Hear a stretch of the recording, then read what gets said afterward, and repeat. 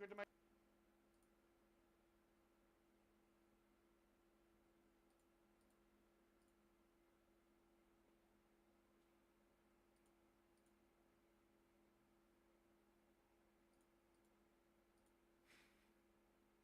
Doesn't matter how he gets in your house, just matters that he does.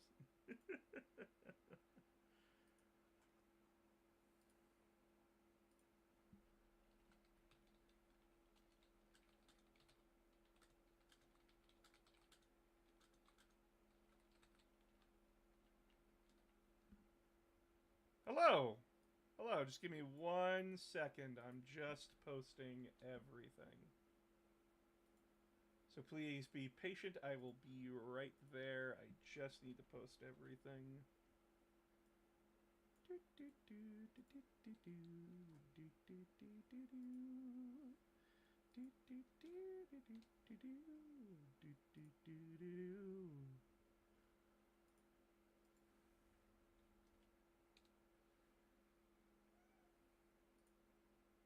No, Sarah, you don't need anything.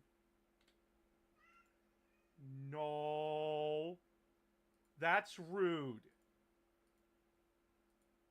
Hello, everybody. Just get on settled in. I'm just getting shit open and figured out here. I can barely hear you. Yeah, I was adjusting my audio, so give me 1 second. I'm adjusting, like, everything. Hello, everybody. Hello, hello. Come on in. Come on in. I'll be right back. I'm just gonna grab me a cup of coffee, and we'll be right on our way. No, you can't have anything, Sarah. Stop. Stop with that. No. No. Don't be silly. Don't be silly.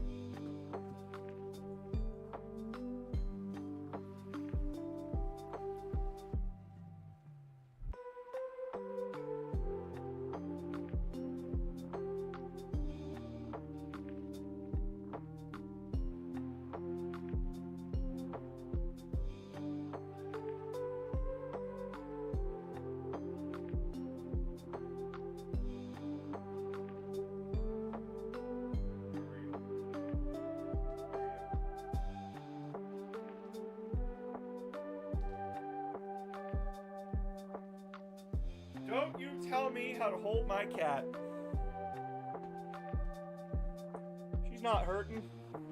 That's because I hold her like she's a baby. Hello.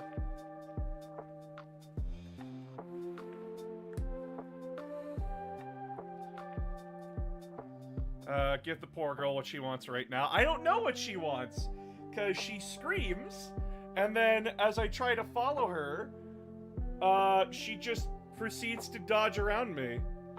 I don't know what she wants, ever.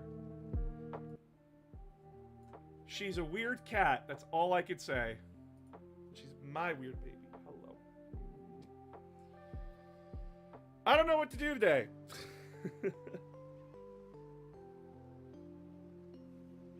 Oh, she's like buried in my arm. One Yes, debt hi. to society later. Hi. Old school, thanks for the sub. Aren't all cats weird in their own right? Yeah, but like, look at her. She's like buried her head in my elbow, dude. My cat squeaks.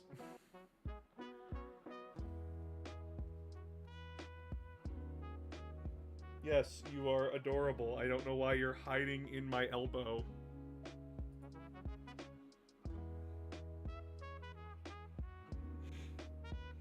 Pet the belly. Pet the belly. Woo.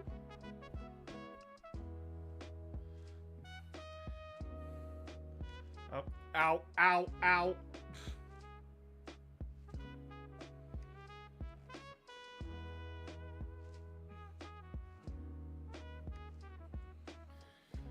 How you doing today, chat?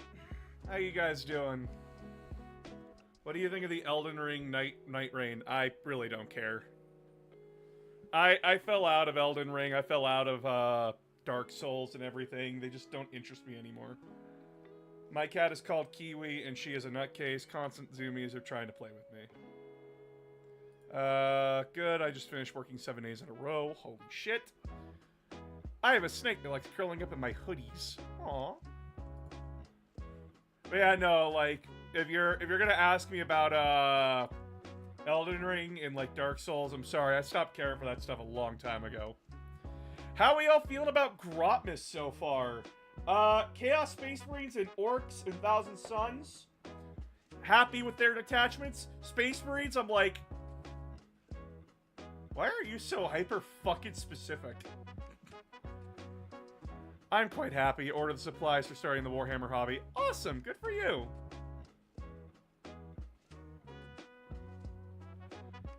I've been wearing the hoodie I got from your spring store so much. It's so comfy. Aw, awesome! Thank you! Who is the strongest Primarch? Sam? I'm gonna tell you something. Who is the strongest Primarch? Whoever the authors damn well want it to be for the book.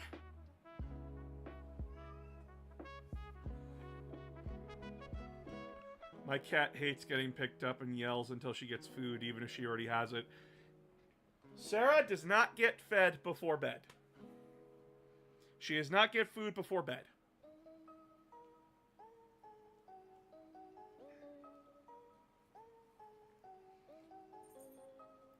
Don't you fucking, like, square up. Don't square up at me. Cat. Creature. Just, like, squaring up. We need more weird, fun 40k rules and ways to play. Exactly. Hence why, like, I am liking the Grotmas detachments.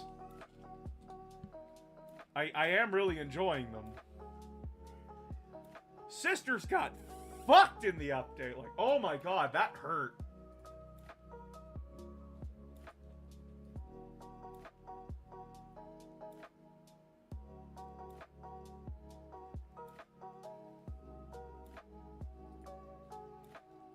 They had cat model or cat rules where they interrupt the game. But yeah, for those that don't know, today they released the new Orc Tactics, or Lishini, which is basically like guard orders, but for orcs. How it works is that for every war boss, mech, and a boss Snickrot that you have on the table, each one can give up to 2 Listenees. Well, tactics abilities. The orc unit has to be within 6. If you want to do 2 tactics, you have to do leadership or take D3.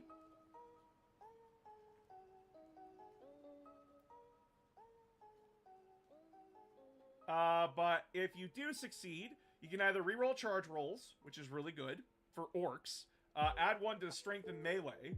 So these 2 together are really good, and these 2 together are really good for sneak and stalk in and shoot a drills. The idea is that you want to keep your bosses in control of your army. And as well, Storm Boys become battle line. So that means that Storm Boys are worth double on objectives. So like that's really good. That's really good. When it comes to like other units around them. So like if it's an other unit, not battle line, Storm Boys act as double. If it's another battle line unit, it's both battle line units going at it. Sarah, stop. She is really going off. I love if you make the plan too complicated, the boys hurt themselves. That's perfect. Are 1,000 Suns still around?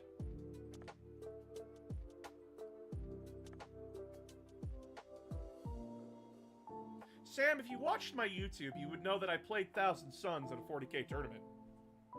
And I came second. 1,000 Suns are still around, yes. Go sub to my YouTube.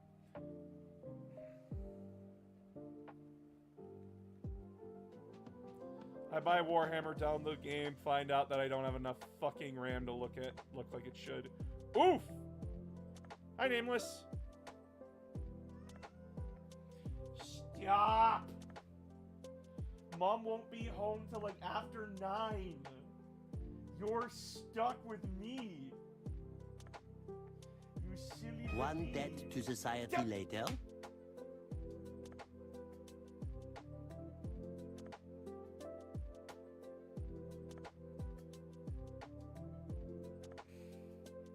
Chat, my cat's stupid. Yeah, I know, but are they a dominant faction? I already subbed 2 months ago. Are they a dominant faction? Yes. And he won because some Necron goes boom. I won my first game doing that. I won by sheer fucking luck. I have a question. What was your first 40k book? Hey! Nope! Stop that! No! Don't get pissy at me! I'm working, cat! God, where is my first Warhammer book? One sec. I can find it. I think I can find it. One moment. You need to stop.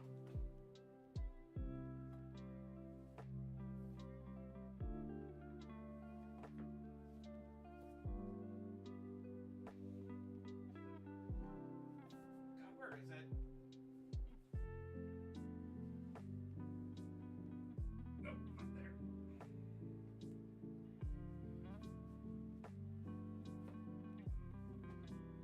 Oh, now you stop because I'm on the floor.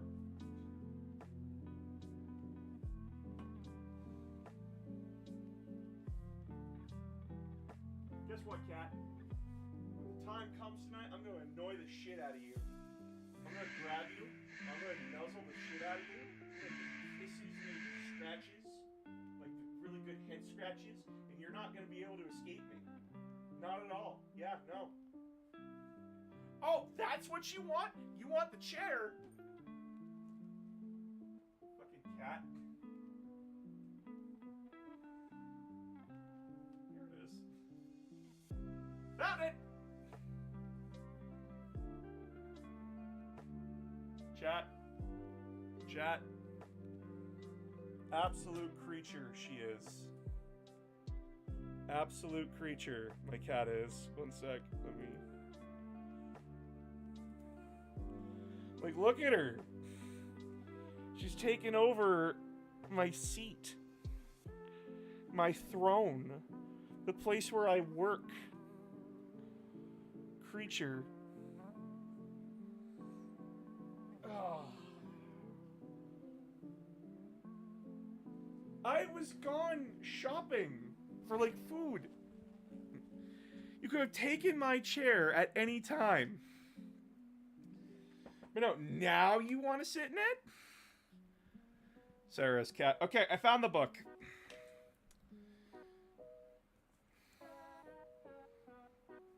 Grey Knights by Ben Counter.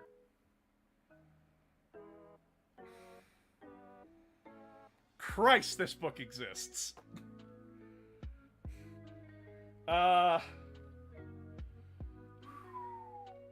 When did you come out again?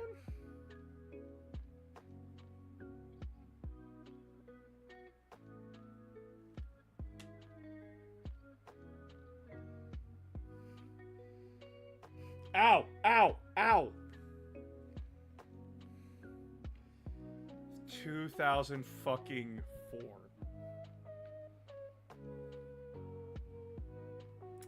This was my first 40k book. 2004, I would have been... I was born in 98. So I would have been 6 when my dad got this book. Then 2 years later, he hands it down to me.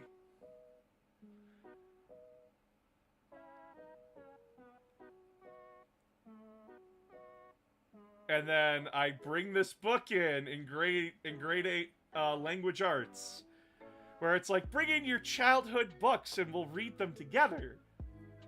And my dumb autistic ass brings this book. When my teacher was like, yeah, no, like, bring in, like, your old children's books, like, maybe 30 pages long max. And then I bring that in. And everyone's just like, what? I'm planning to start with Horus Rising. Do you think it's a good place to start? Not only do I think it's a good place to start, it's the first book in the Horus Heresy series. You're supposed to start there. You're supposed to.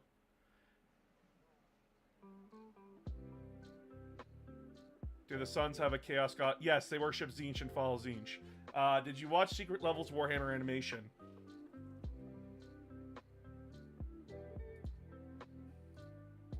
One sec. One sec.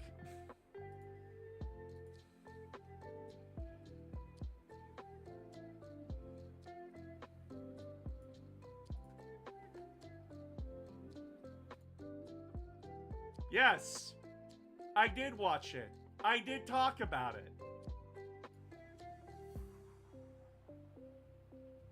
And people don't like my fucking opinion, even though they fucking asked for it.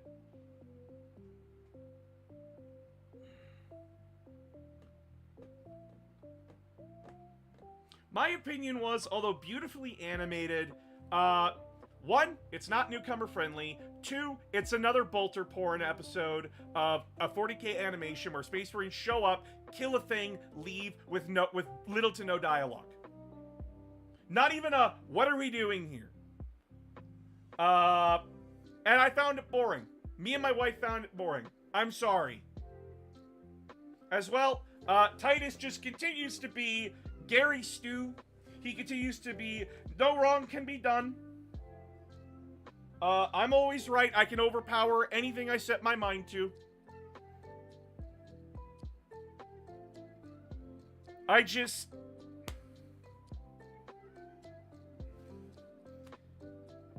Y'all gave Kato shit for years for the same shit that Titus is doing. Oh, but he has a warp resistance. That has not been re-elaborated upon aside from one small discussion inside the fucking armory in Space Marine 2, a conversation 95% of people missed that played the game and most other people don't know about. It's... My problem with it is that it's just more bolter porn. But people took issue with that. People are like, this is an L take. This is a bad take. No, it's not. People are like, yeah, it looks awesome. It sounds awesome. But, like, I don't know what the fuck's going on. I'm not interested. If I can replace the entire cast with Doom Guy, and that's it, that's bad. Some dialogue would have helped. Explain at least what the fuck they're doing. Or at least, like, establish who these characters are. Because unless you played Space Marine 2, which a lot of people who watch this short haven't, they don't know who the fuck Titus is. Who fucks that little kid? Oh, he's the guy, he's the weird guy without the shield. Oh, Titus knows no fear. All Space Marines know no fear. He's not special in that way. Oh, well, he's resistant to the war. Expand and explain, please. We've been begging for that for years. Nothing. Just more Space Marine stab a thing. Space Marine go headbutt. Like, I found it boring. I'm sorry. As a 40k veteran, this is the same animation I've seen 1,000 times. You could have done so many different things. Like, maybe use Titus's backstory to help show us how a Space Marine is made. You started with him as a child. Why not expand upon that? Go from there. His mentor was right fucking there. The guy who recruited him. And we do nothing with that.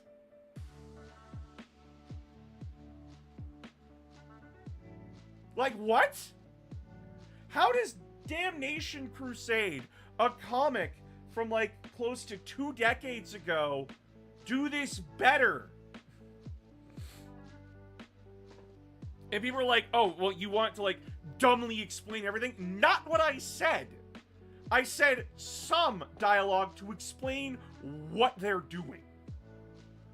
Like, a briefing. And, like, have the two main characters, like Titus and the mentor, look at each other, and it's just like, oh no, it's Titus, and I haven't seen him in years, that kind of thing. And, like, Titus is just like, oh, my mentor, fuck. And, you know, kind of have that? Kind of have that? Sup, human, you seen Space King 2 yet? No, I haven't, mostly because I don't find it funny. I just don't find it funny, I'm sorry. What's your fave Dawn of War campaign out of the DLCs? Winter Assault. But yeah, like...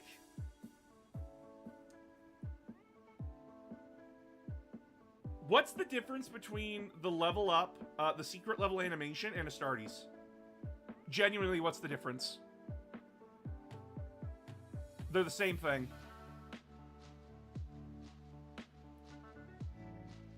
And, like, so many people are getting mad at me because I had this opinion that I was kind of expecting a little bit more from a animation they were hyping up.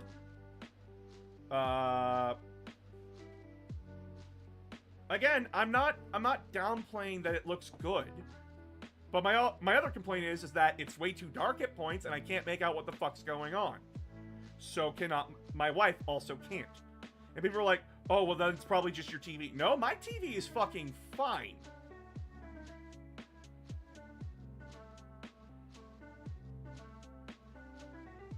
My TV's fine. But when I'm having trouble making out what the fuck I'm looking at half the time, it's too dark or there's too much dust.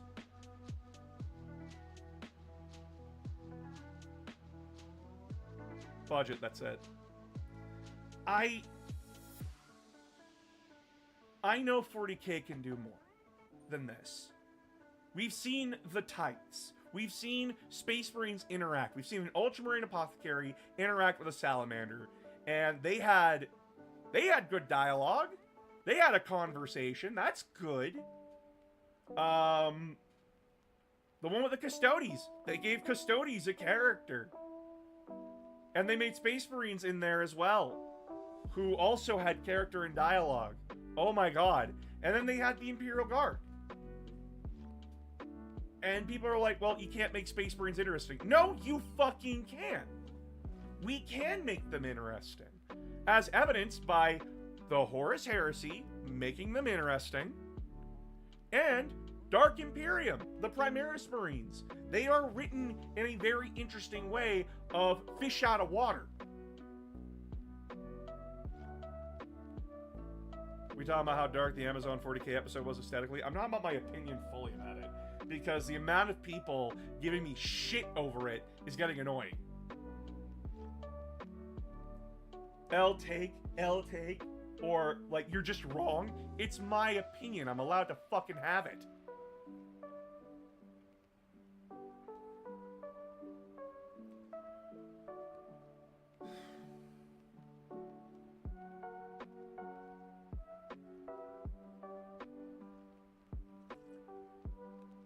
And I preface this as well. If you like the animation, if you like the episode in Secret Level, the 40K episode in Secret Level, more power to you. If you enjoy it, have at her. I don't find it enjoyable, but one man's trash is another man's treasure. But I also hold to the notion that just because something's popular does not mean it's good. Five Nights at Freddy is popular. It's not good. This animation's popular. I don't think it's good.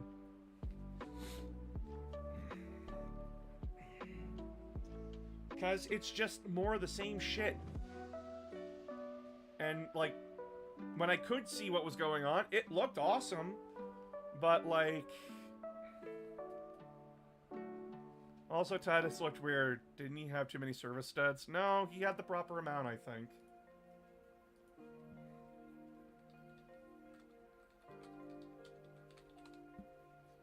And it sucks because the episode before it, the Unreal Tournament episode, I thought that was awesome.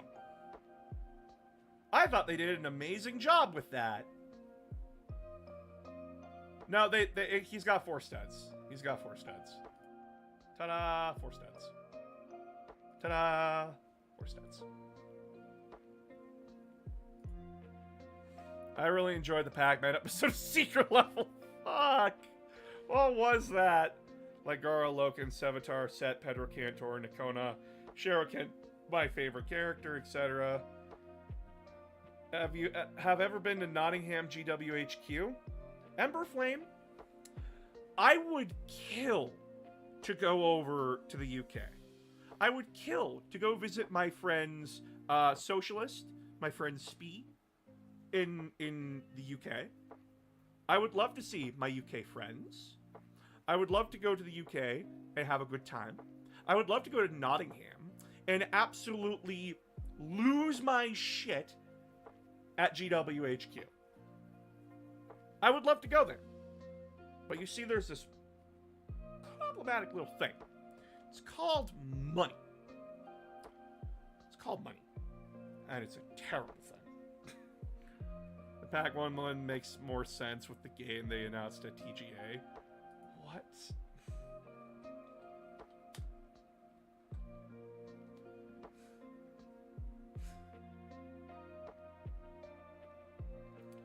In Secret Level, the anthology thing Amazon is doing with various games. If so, the Sifu episode does a lot more showing you what it is about. Yeah, like...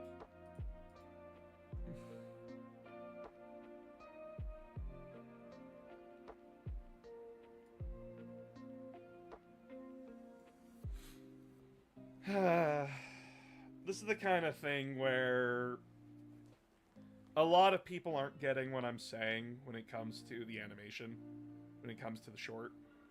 And some people are like, well, it's a 13 to 15 minute short.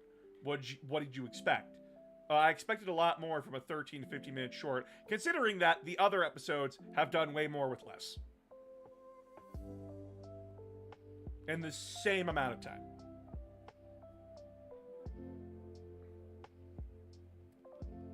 I think the weakest episode in the Secret Level is the D&D one. I haven't watched all of them yet, so I don't know which one I think is the weakest. But it's an anthology. There's obviously going to be, like, weaker ones, bad ones, within the, within the realm of an anthology. Just like any of the Horus Heresy anthologies.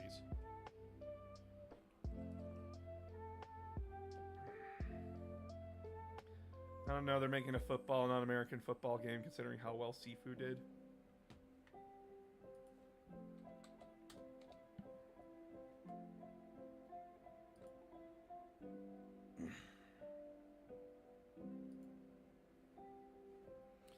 Any opinions on the Henry Cavill Warhammer show?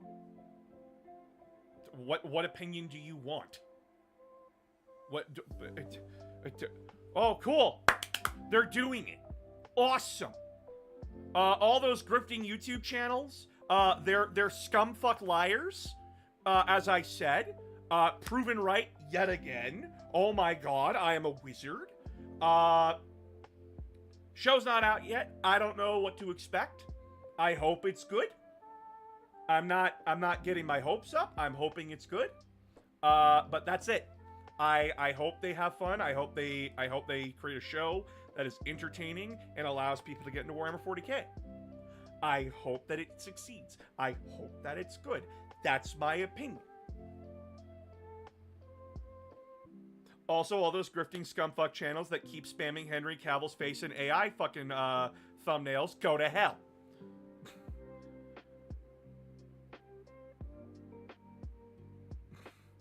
I picked up Death in the End of the Death Part 1, and it was like Siege of Terra Part whatever. Oh.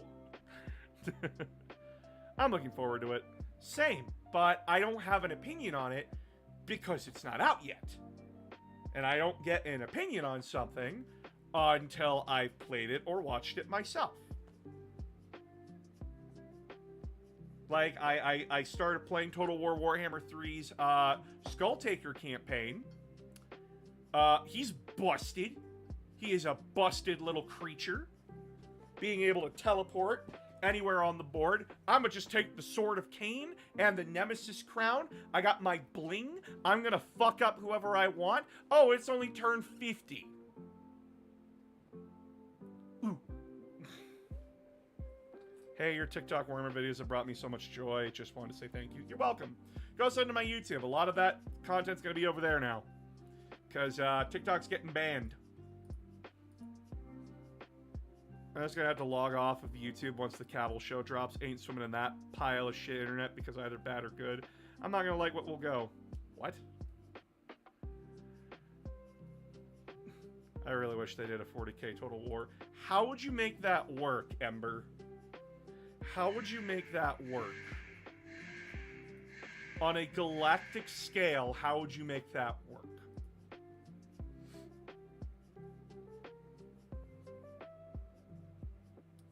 That's the problem they ran into. How the fuck do you make that work?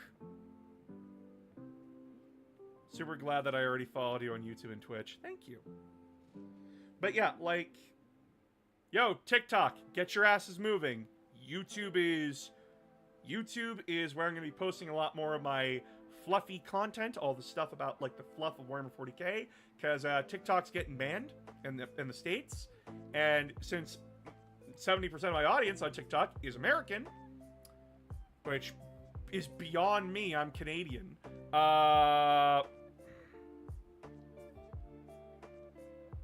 Yeah, maybe in a system scale. Here's another problem. How would you make diplomacy work? How would you make diplomacy work in that kind of instance?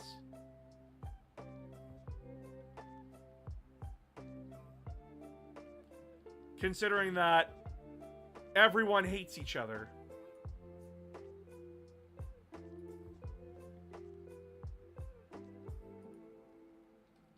How would you make that work?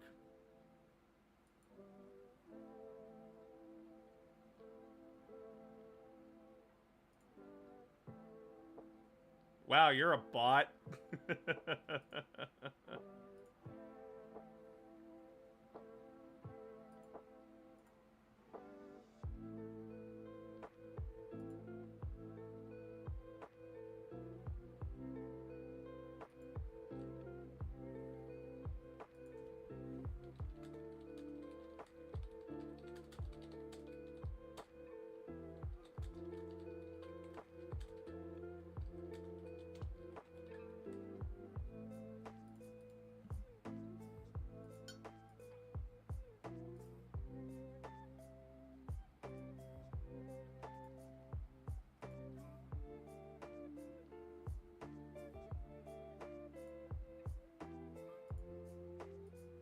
Banned. Yeah, no, there's been an influx of weirdos just making fucking bots to harass and attack people. It's weird. Meta story would be more like Homeworld or Battletech, one chapter starship traveling to battles.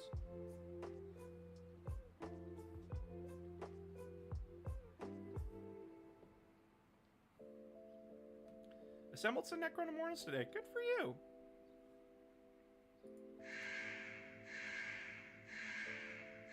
Oh, World Leaders, go. Thanks for the donation. Love your videos, mate. Keep going with love from the UK. Oh, thank you. I need to play the HBS Battletech game again.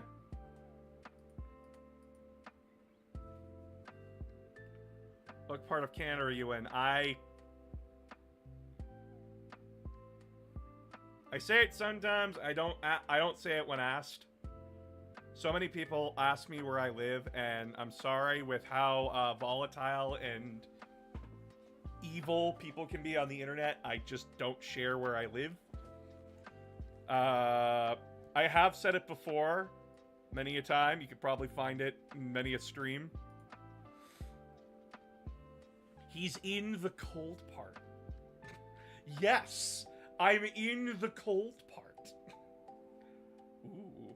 What part of Canada is livable? None of it? Plenty of places in Canada are livable. I've been reading about the Night Lords, and I love the fact there's one who just hunts Sisters of Battle because they turned his sister into a zealot. Oof. He's in the Boreal North. Can't believe Trump wanted to try and make Canada a state. Oh, you don't want to get into politics here with me. I am watching the amount of people just not realize that 3 things exist in this world. MAD, the concept of MAD, mutually assured destruction. 2, the amount of people learning just how integrated and dependent America has become on imports. And 3, the amount of people in my own country who are seeing all of this and still going, yeah, we'd like him. We'd like this guy who's completely volatile and insane, who would totally trash the world economy because his ego isn't getting sucked off under the table, who put billionaires who put us in this situation to begin with in places of power. Ooh boy, yeah, love that. Because they're scared and terrified, and they're just choosing the worst ways to handle it. As I said in my video from last night where I couldn't sleep. That $5 that I don't have, he's a Calgary guy. Don't answer that. Hello, hello. I'm trying to leave this god-awful cursed lands. Lol. So this is probably a dumb question, but what's one fact about Canada that people would be shocked that they didn't know? About Canada?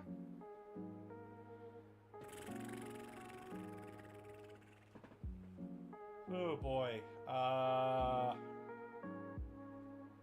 fact about Canada that many of you would not know.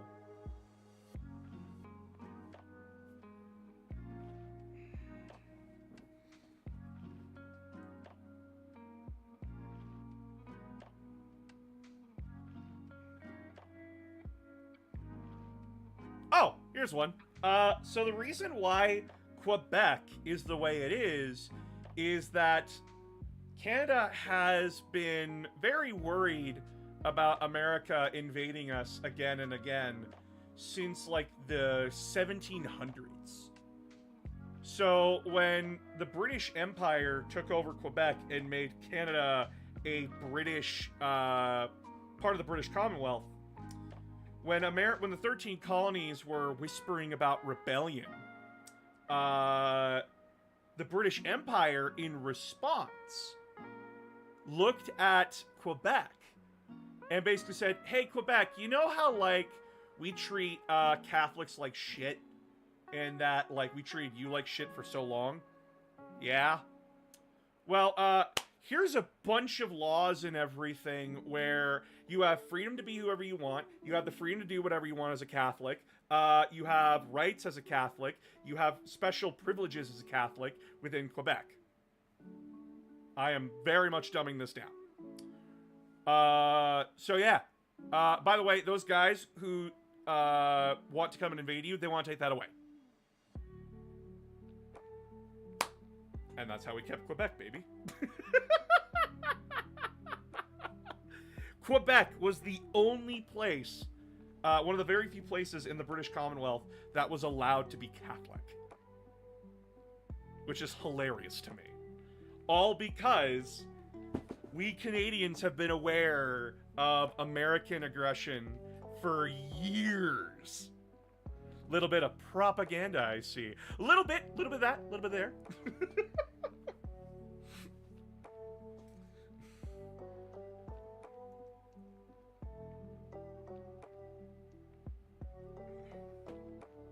But it's because of that that Quebec was allowed to keep a lot of its culture.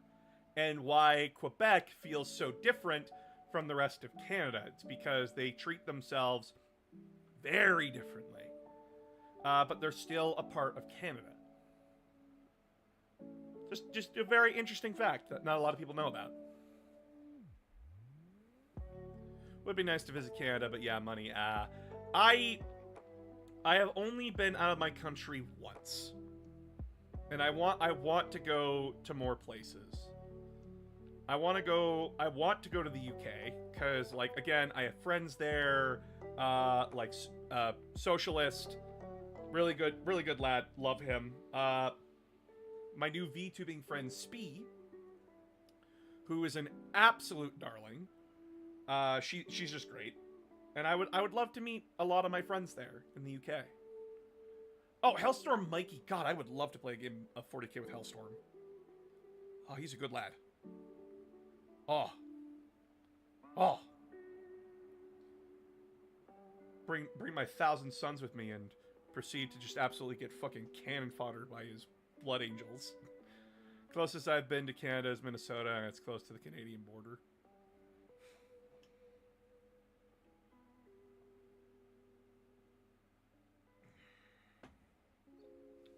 By the way, like, I need to ask something here to, like, all my followers. So many of you are so shocked to learn that I'm Canadian, but every time I talk to, like, any Americans or anyone else, they're like, no, you're obviously Canadian with how you talk. And I'm like, where's the disconnect? Like, what the fuck? How, like, why is it so obvious for some and not others? What the fuck? Like, my friend from Florida, she's like, nah, I pegged you as Canadian when we started chatting over, like, text chat. And I'm like, how? The way you type things. I'm like, fuck you.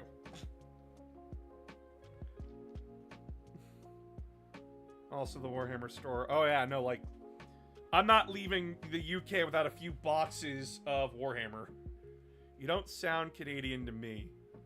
Well, apparently I do to other people. Surprised you know a VTuber, would love to get into it.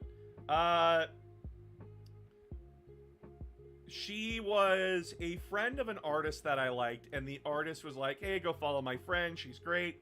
And I'm like, you know what, you only live once, let's go. Followed her, hung out in her chats while she streamed, talked. Eventually we worked, like, we talked more and more. I shared a emulation machine with her, and we went from there. And then we played Mario Party together, which is up on YouTube that you can watch. I don't hear an accent. VTubing is fun, I say as a VTuber. I didn't know until you said something in one of your vids. So many people didn't.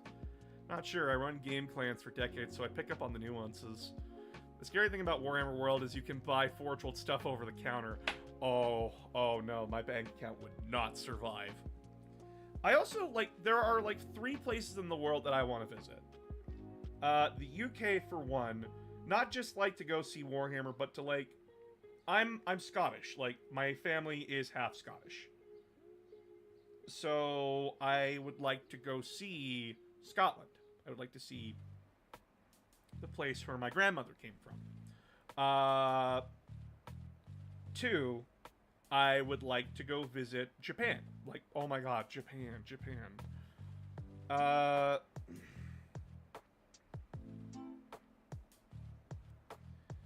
And I was planning this until America decided to do what it did. I wanted to go back down to America again to, like, go to conventions and such. Save up, like, lots of money, go down to the conventions, meet fellow creators, and see my friends while I'm down there. But due to recent events and just how hostile everything's getting, it is better if I don't. Japan is great, I say as someone who lived in Japan for 6 months. If you come to Scotland, base yourself out of Glasgow. It's so much cheaper than Edinburgh, and you can easily travel to other places in Scotland. Yeah, I'm aware. Socialist said that he would put me and my wife up for like a day. You're welcome here anytime in America, my guy. We'd love to have you. Like I said, with how hostile things are getting, I'd rather not. At least for like the next 4 years. In case your country doesn't fucking collapse.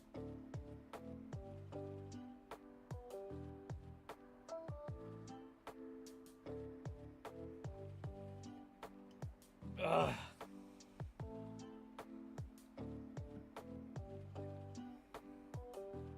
Besides, depending on what happens, conventions down there might become illegal because they might be seen as degenerate and too liberal and socialist. Place for communism. Because how half these fucking people talk is that, like, we nerds are the world's worst thing ever to happen. Yeah, as nice as the con scene is and how safe the community can be, I don't blame you a bit during all this is about to happen. I look forward to your lives on YouTube soon. I'm currently live on YouTube. Just a tip, if you come down to the UK, never go down to Postmouth, and I say that as someone that lives there. Why? Why? What's wrong with Postmouth? Tension seems pretty high around the world lately. Well, that's because certain groups of people really don't know how the world works, and they don't want to educate themselves. So now, they're in the fuck around and find out stage, and it's not fun. We are in a very, very precarious time, and trust me, that's the reason why I haven't been able to sleep. It's just a crap hole. Darkest Agent, thanks for the follow. Like I said, I am trying to just, like, focus on more positive stuff, but at the same time, like, what the fuck can you do?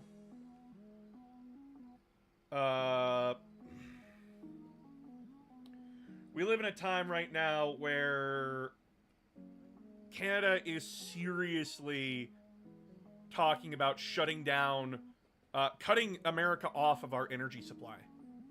Like, no, you don't get access to our power plants, you don't get access to our fuel and gas. Nah, you get 65% from us. That's gonna fuck you up. Dude, just stop. You bashed half of my country. I'm not bashing America. I'm bashing your leadership.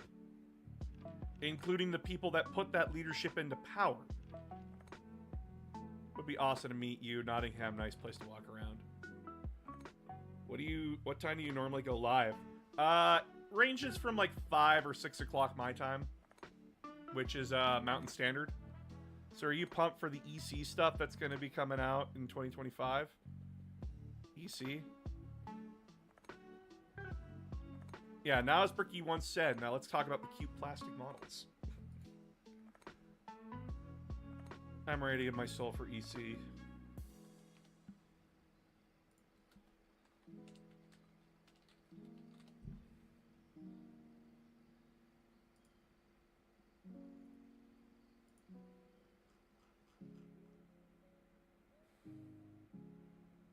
Snake Boy.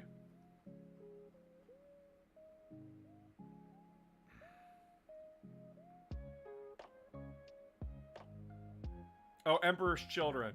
Ah!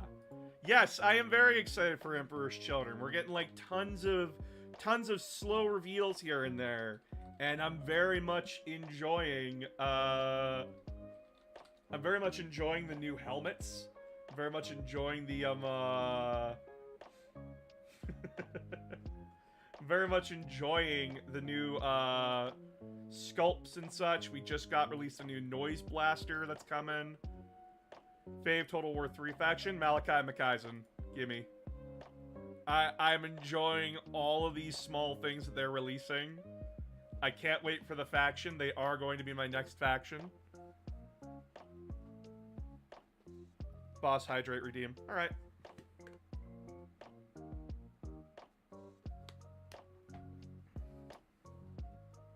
But yeah, like, I am excited for Emperor's Children. I just want to get it down. You're going to go live on... I currently am live on YouTube, Andrew. I am currently live on TikTok, Twitch, and YouTube. I'm live on all three, baby. But soon, I'm probably going to be only live. Next month is going to be only live on Twitch and YouTube. Want to make a random guess as to which faction will fave Space Marines in the next intro box? Which faction will fight Space Marines in the next box?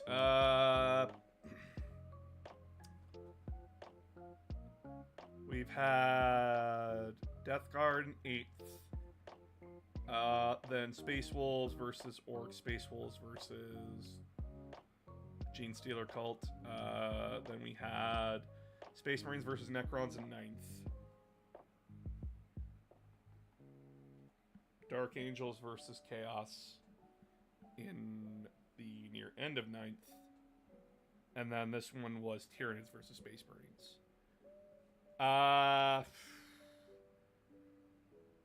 Dark Eldar or Orcs is my guess.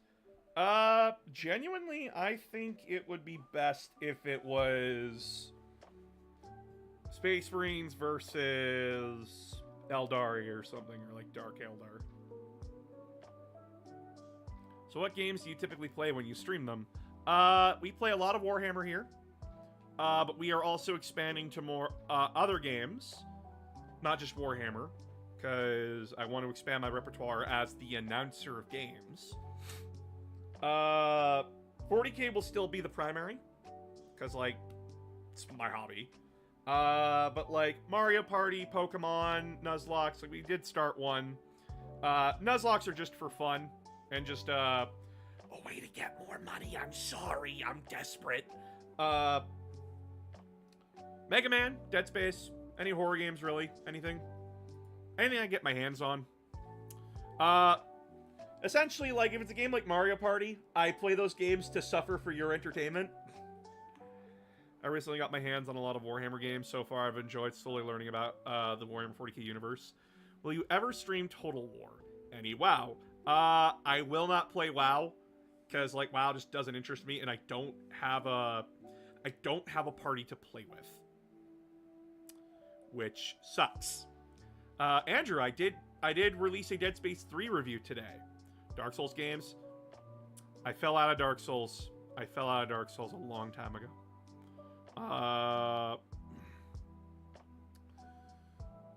Any predictions on what the remaining Grotmas themes might be? Each faction will get one detachment. Each faction will get one detachment. So we'll have to wait and see. My bet is tomorrow. I bet Leagues of Votann. I bet Leagues of Votann will get a detachment tomorrow. We got orcs. We got orcs. So I'm hoping for Leagues of Votann. But it's probably either going to be like Gene Stealer cults or Tau Empire. Tomorrow is Guard. Oh, well, fuck! I already lost that coin toss!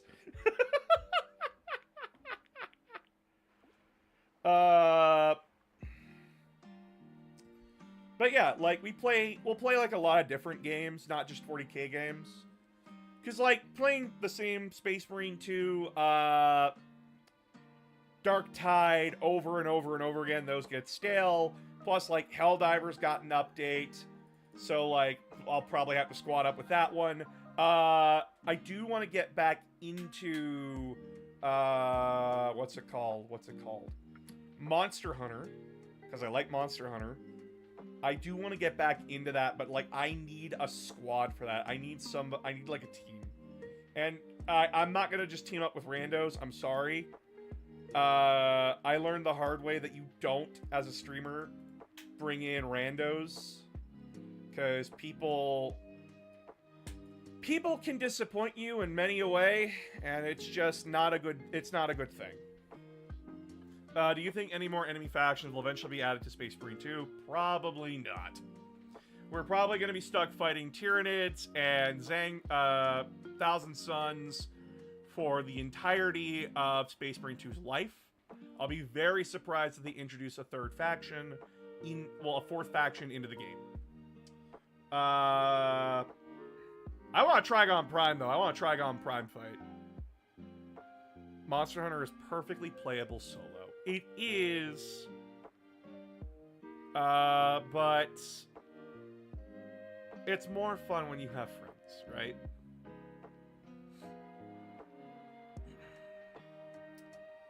And I'm one of those content creators where I kind of just like hover from group to group, like bouncing off and ping-ponging. I don't have my own established group of people. And it's just kind of my nature. I just kind of ping-pong all over the place. Where can I sign up to trial as a gaming buddy? I'm sorry. There's something called power balance. Hence why I don't want just anyone. Because it's a whole thing of I'm a content creator. And it can look really, really bad. Like most games, it is more fun to play with friends. Yes. It's nice to have an established group, however, it also helps your growth in making a friend group to play with a variety of people. Yes, it does. Hence why, like, I am very happy and very grateful to my friend Spee, Lost in Spiral, for letting me into her group. And I've been hanging out with them when I've been, like, working and needing to body double while I'm editing my videos together. And genuinely, they are just very sweet people. And, I get so embarrassed from myself because, like, I get excited and my voice is so deep. And, like, that's part of the reason, like, why all my audio stuff was, like, lower. Was because we were watching the Game Awards, and I got super excited, and I yelled, and it hurt a lot of their ears, and I got self-conscious, it got into my own brain, and I just kind of, like, shut down and started working on my audio stuff in the background. It's...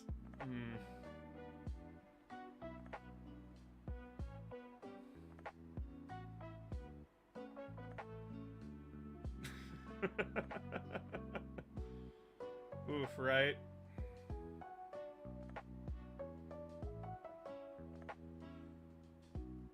But yeah, like,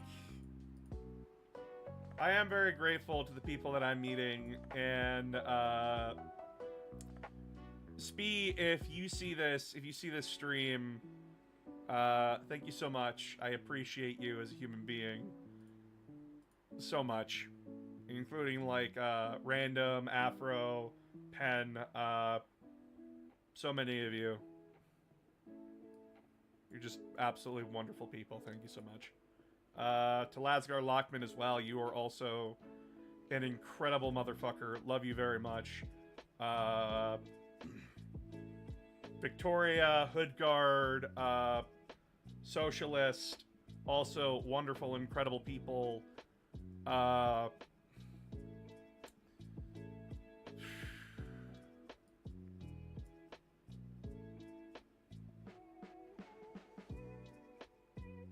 Recently started with 40k, chose World Leaders as my first faction.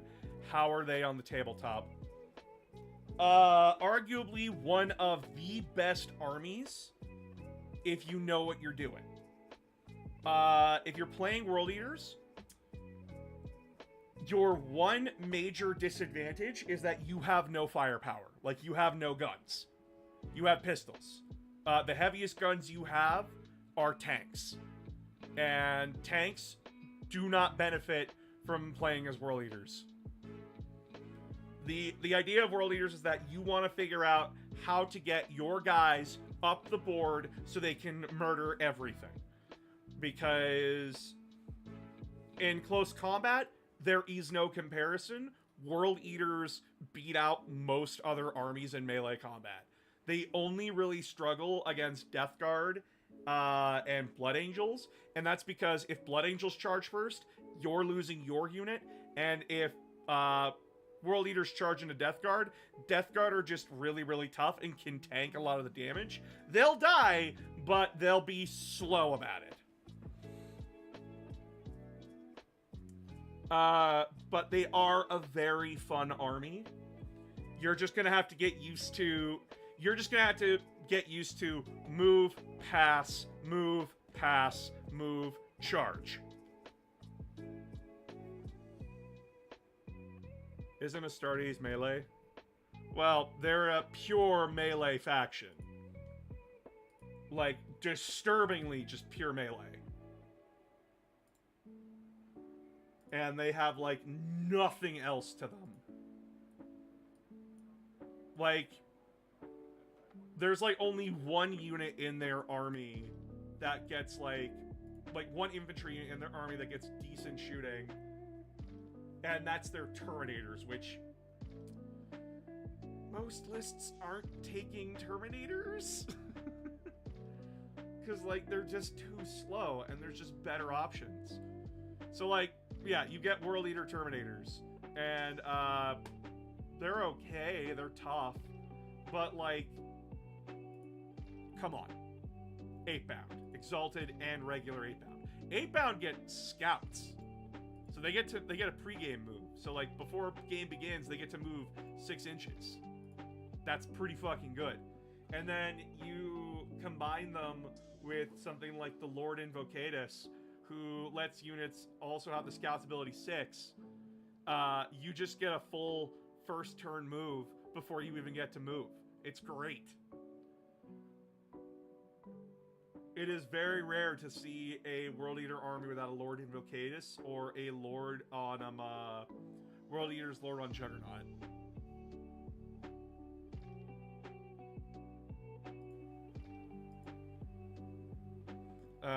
What did you think of buff Codex Marine, Scott? What buff did we get? Do you mean the Grotmist detachment? Or the,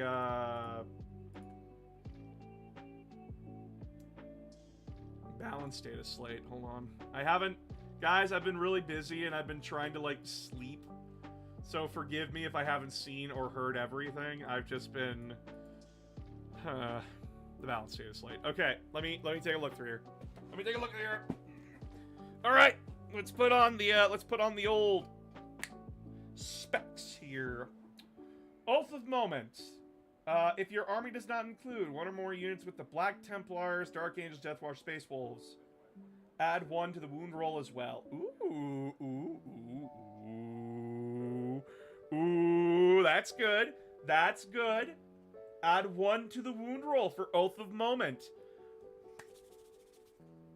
Ooh, that makes space for... Ooh, ooh, heavy intercessor bolt rifles. Ooh, ooh, ooh, baby. 2 damage for the heavy bolt rifle. 2 damage. Ooh, ooh, chat. I might, this might be, that might be very good. Fire Discipline Enhancement. You can reroll advance rolls made for that unit. Okay.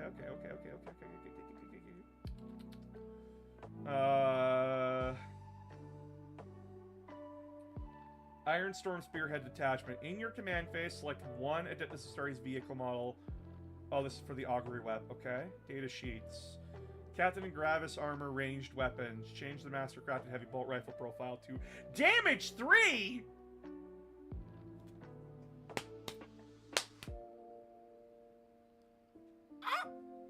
Baby. Intercessor squad ability. Target elimination. Each time this unit is selected to shoot, it can use this ability. If it does, until the end of the phase, add 2 to the attack's characteristic of both rifles equipped by models in this unit, and you can only select 1 enemy unit as its target for all those attacks. And this is the Intercessor Squad. This is the Intercessor Squad. Captain, you are giving me so much. Predator Annihilator can reroll the damage roll. Thank God. Reaver Squad. Not that good. This model has a transport capacity of 7. Okay, they nerfed that.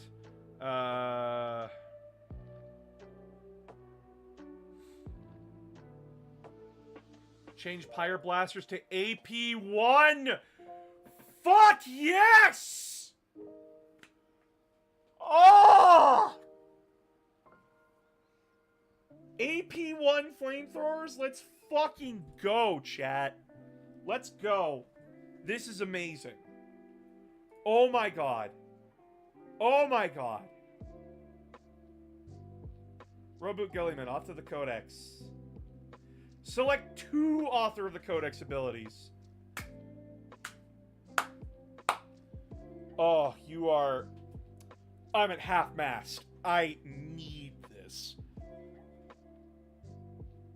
Sternguard veterans, you can re-roll the wound roll on the Oath of Moment target. Oh, you spoil me! Various combat blades and knives. Change the armor penetration characteristics of following profiles to -1. Combat knife. Captain Phobos armor, Lieutenant Reaver armor, Reaver squad, Scout squad. Paired combat blades. 10 Phobos armor is now worth taking. Oh my god! They looked at Space Marines and went, nah. You make them Space Marine too. I don't know anything about the rules and stats, so everything being said is confusing to me. Okay, so I'll break this down. I'll break this down for you. Give me 1 second to open up Paint.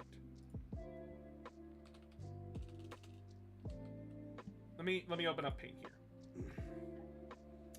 Okay, so Space Marines.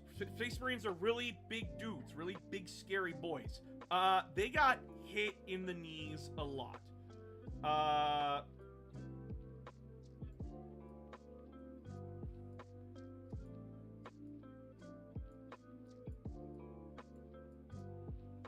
So here we got Space Marine. Here we got a Space Marine. Their ability is that they point at a guy. They point at some fuckface. And say, I'ma kill him. I'ma kill this guy.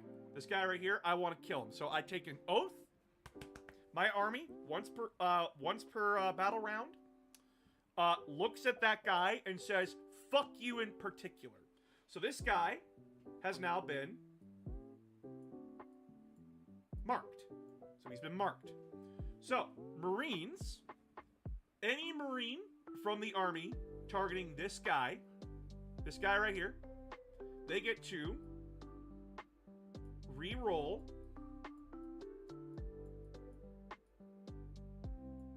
D6 rolls trying to hit him. They get to re-roll D6 rolls of 1. So if I roll a 1 on the dice when trying to hit this guy, like in D&D, if I roll and I miss in D&D, essentially I get advantage. I get to re-roll any rolls of 1. And now, it's now +1 to wound them.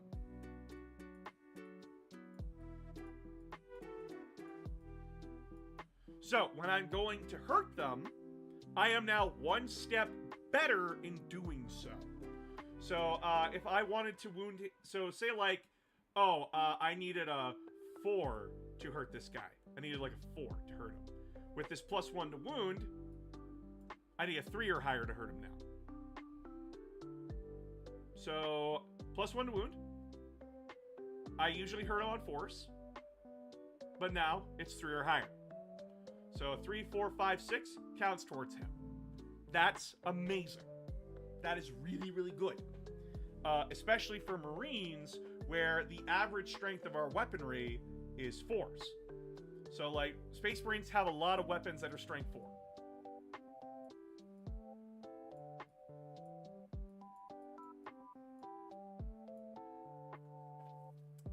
For comparison to D&D, this is, like, strength 12, strength 14 on your stat. Do you see the Outriders' new ability? Oh, don't do this to me. I love Outriders. Don't do this to me. Don't do this to me. Don't do this to me. Outriders, where are you? Don't do this to me. Outriders, Thunderous Impact. Each time this unit makes a melee attack, if this unit made a charge move this turn, improve the strength and damage by 1.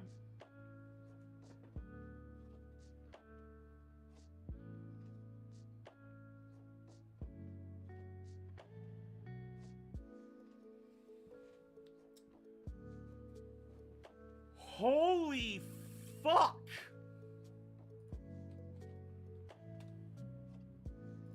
Alright, Wahapedia.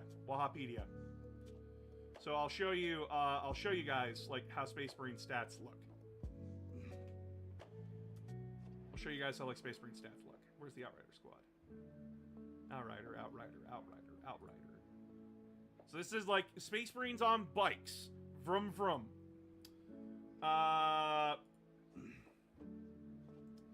This was their ability. Now it's been changed to this.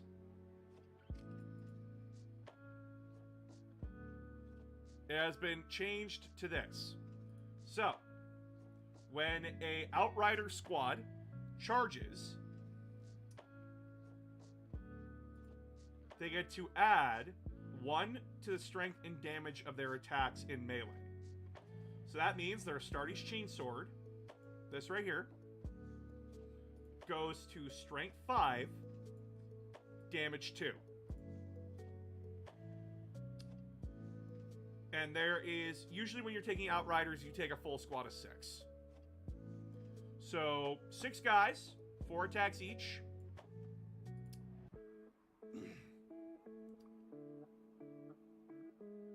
$24 attacks. 24 attacks going in. Hitting on 3s. At strength 5, damage 2. That's great. That's awesome. They will clean up any squad you want them to clean up. If they're attacking the Oath of Moment target, they're not wounding on anything less than a 5. That is insane. That is insane. Ooh. Baby. We are cooking with gas. We are cooking with oil. The salamanders have come in with their nice little saute. Oh my god, they've come in and essentially just rearranged my guts. Let's fucking go. I love this. I love this so much. This is good shit. Thanks for the quick explanation. That makes it really digestible. That is my job. Oh, that's a bot. Aramis, kill it! Aramis, kill it!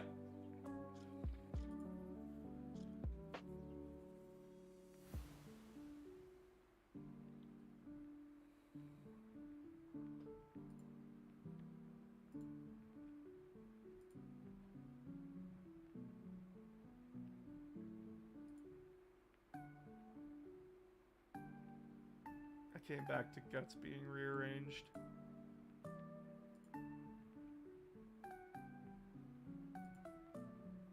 Very much.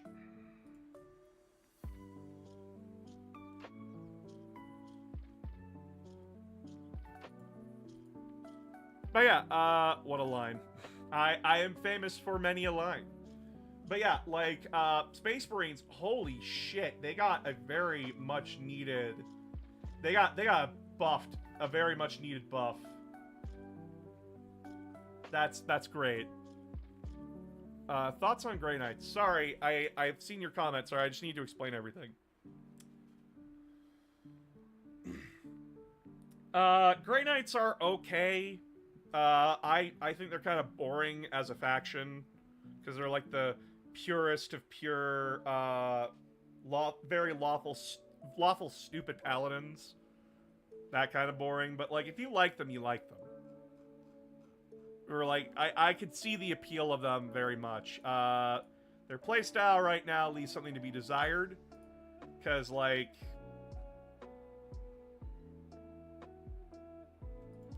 They got fucked. They got fucked on their melee. With, like, all their melee weapons being, like, the same stat-wise Nemesis Force weapon. It's annoying. And removed, like, the charm of, having a It removed the charm of having a unit that could be customized for any job in Melee, whether it be like dealing with hordes of demons or really big demons, because like you take just like a ton of hammers and start hammering them. As someone currently building Crimson Fist, I'm happy with Pedro's buff. Well, it sucks that Pedro is no longer available on the store.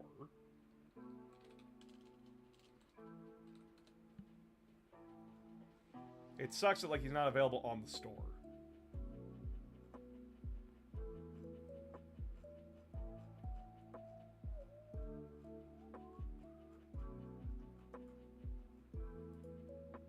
Thoughts on the Defiler unit as a unit for generic Chaos Marine, specific Chaos Marine factions? It's fine. It's a weird melee artillery piece. That's all it is at the end of the day, and there's not much else I could say or do about it. It's just kind of there, right?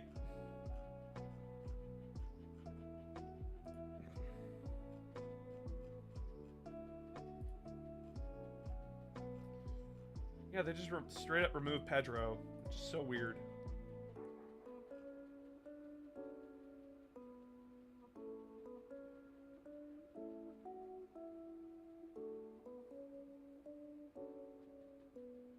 What's Pedro even do now? Oh, I have a rather unique question. Do you know anything on the Chaos God Malice? Well, you see, Dynamic Doc.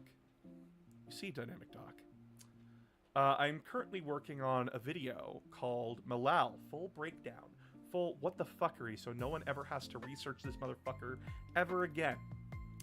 I'm gonna be delving so deep into this motherfucker's guts. You think I would be his lover?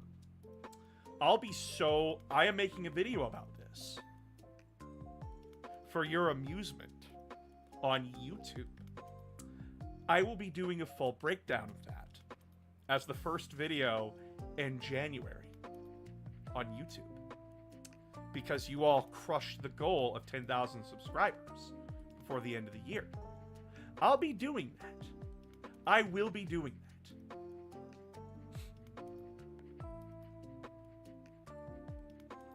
And it's gonna hurt me physically, emotionally. One could even say mentally. But I do it because I like you a lot. And I honor my debts.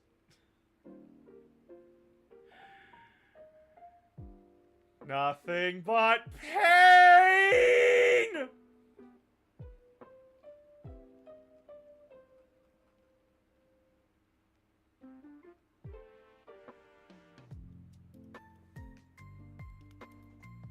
Do you play Roblox? No. Roblox has never interested me at all. I'm also poor. Suffer.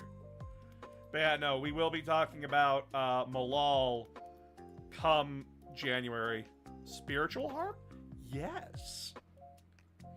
Because y'all keep asking. And I'm just like, what will make you stop asking when you make a video on it? Fine. I'm gonna make such a deep video on it that you'll never ask again. What's the oldest Pokemon game you have? I think Emerald for the Game Boy. Roblox's peak. How old are you? How old are you? That you're saying Roblox is peak. Nutritional harm.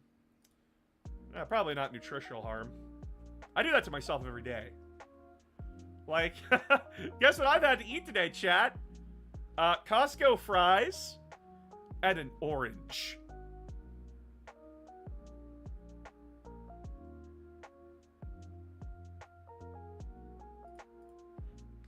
Yeah, you're being really weird. Get out of my chat. You're being really uncomfortably weird.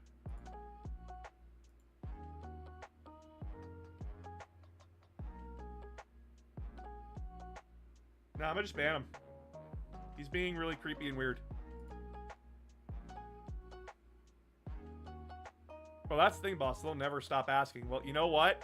They will have a video, and then every time they ask, my mods and I can just send them the video.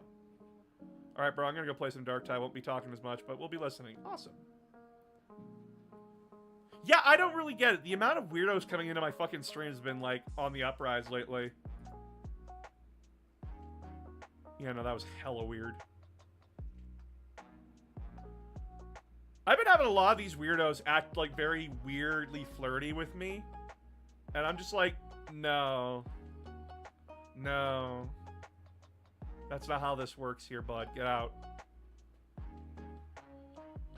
There's fun weird, and then there's creepy weird. Hello, Sarah. Hello.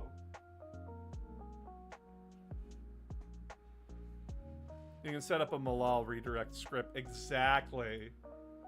But I don't know how to do scripts. So, like, I'm gonna need help with that one in the future date.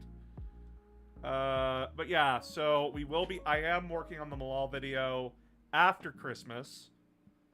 So, like, I'll be researching, deep diving, going so far as I can go to find anything on Malal.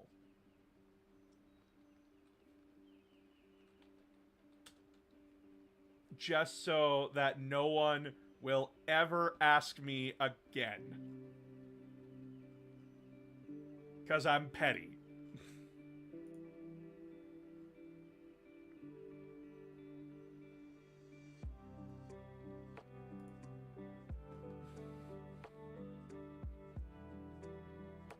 A lot of accounts being weird with small channels live streams. Like in one stream where I was a random dude just straight up asked. It's because a lot of them are bots, and a lot of really weird assholes buy these bots to go and harass people. And they're hoping that, like, the bot will violate TOS. Or that the streamer won't notice, so that way, like, if it violates TOS, the streamer will get banned. Because people have so much fucking time on their hands and are so sad in their lives, they have to ruin other people's fun and lives to feel something. In your opinion, who's stronger, Lionel Johnson or Sanguinius? Whoever the writer is writing it.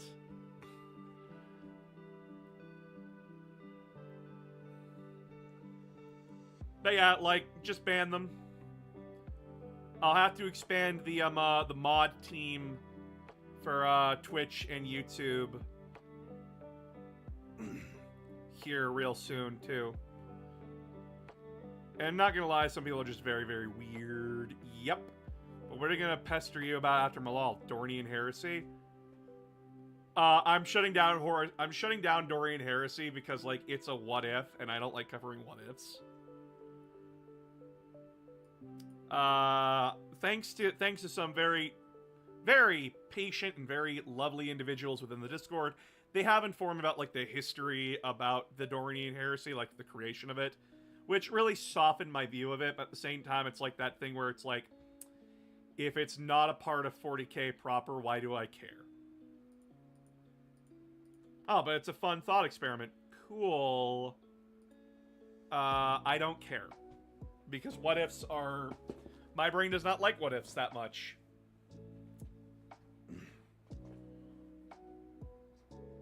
Because they rely on characters not acting the way characters do.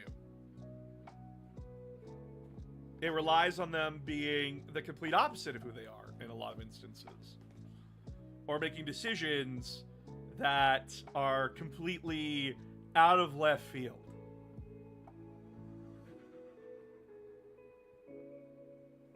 Dorian Heresy at this point is more interesting as a history of a project and community rather than what was created. Exactly. Because as Old School and another creator and another person put it when I was talking to them about it, the reason why the Dorian Heresy exists is that it was a what-if scenario, and they really only had what they had to go on back in the day. Because the book that was coming out while they were working on the Dorian Heresy was First Heretic, which is really early into the Horus Heresy series. Like, there was only, like, 2 books with Rogel Dorn in them who had a speaking role. But like a speaking role of like maybe a few chapters, like maybe 1 or 2 at most. And so like it was way before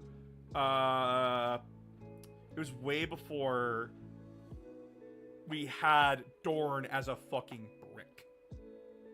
And 1 was a short story. Yeah.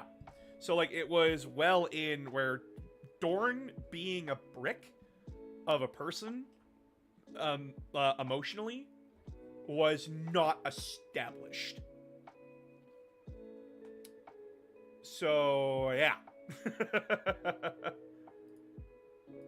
Hence why like I've softened on it a lot, because like having that information really does help. Does not mean I think it's good, but it does help me understand why it was written the way it was written.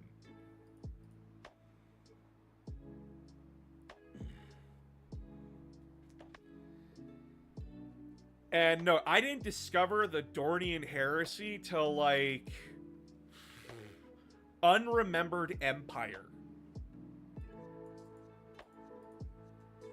which was like way later.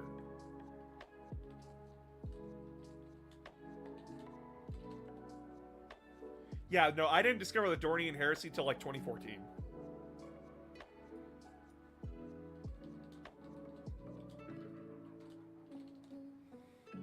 So like 4 years later. Oh, I have a lore question. How the fuck does the WA work for the orcs? 40k orcs to be specific. Okay, so WA, the WA field, the WA energy, every orc generates a little bit of WA energy. Little bit of it. Itty bitty. The more orcs you gather into a location, the more the WA energy builds up. The more the WA energy builds up, the more orcs that are drawn to it. Because, like, orcs are sensing, like, oh, something big's coming. Something big's coming. Wait right here. And then we'll go somewhere. So more orcs keep piling on. And then those orcs, they get amped up because, like, there's a lot of them in one spot, and now they want to fight. They want to scrap. So they go fight something. Which then that fight keeps going on and on and on. The WA field keeps building and building and building because more orcs, they're seeing the battle. They hear about this big battle, so now they want to go to that big battle. So they're adding more and more into the WA field. And as this WA field grows, so too does orc technology. So too does orc tactics. So, like, orcs are getting bigger, they're getting smarter, they're getting, way deadlier technology. And more of them just keep piling on. Orc psychers, they draw upon this WA energy, and just start, like, throwing shit out. Like, summoning a giant green foot to come stomp people while there's a stompa in the fucking distance. The more orcs there is, the more the WA field grows. And the more dangerous the WA field becomes. It can get so out of control that the orcs start building literal Death Stars. War of the Beast covers it. They build literal Death Stars out of moons. Like, they slap engines on a moon, drive it into the warp, and then the gravitation anomalies that happen are so devastating, they can leave entire sectors of the galaxy absolutely fucked.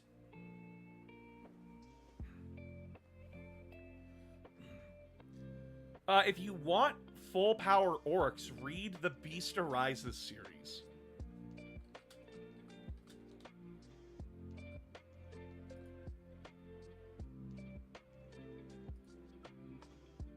This series takes place 1 year, well, 1,000 years after the events of the Horus Heresy.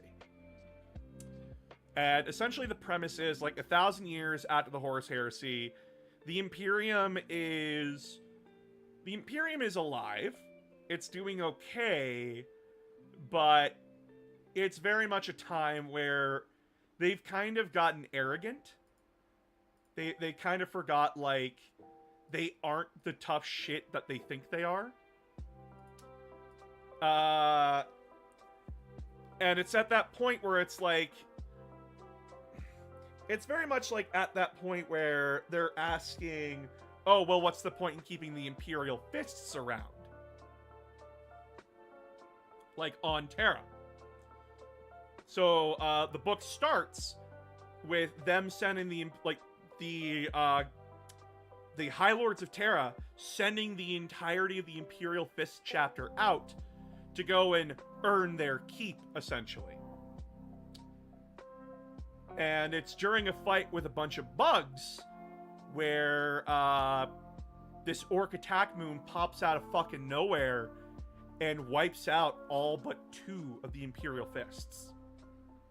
There's a guy named Slaughter Corland and another guy, and that other guy is so fucked up that when these 2 are captured by the Mechanicus, who secretly kidnapped them to experiment on them, Corland's the only one to escape. And when he gets back to Terra, it's a fucking shit show. Politically, everyone's going nuts. Because, like, oh my god, the Imperial Fists, one of the first founding legions, is gone. And there's an Orc attack moon above Terra. And even worse, the Orcs send down an emissary. And this emissary speaks fluent High Gothic, i.e. it speaks fluent posh British. And it basically says to the High Lords of Terra, oh, hello, I am a representative of the Beast, and he demands your surrender. Should you not surrender, we will absolutely skullfuck you. But if you do surrender, we shall make you our honorary slaves. You have 24 hours to give us your answer. And then he teleports out.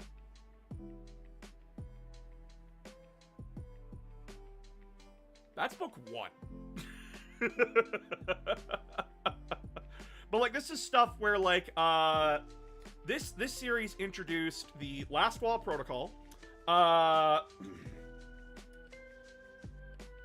It introduced the Assassin Lord that would be a major part of one of the major parts of the 40k timeline. It would bring back Vulcan for a little bit.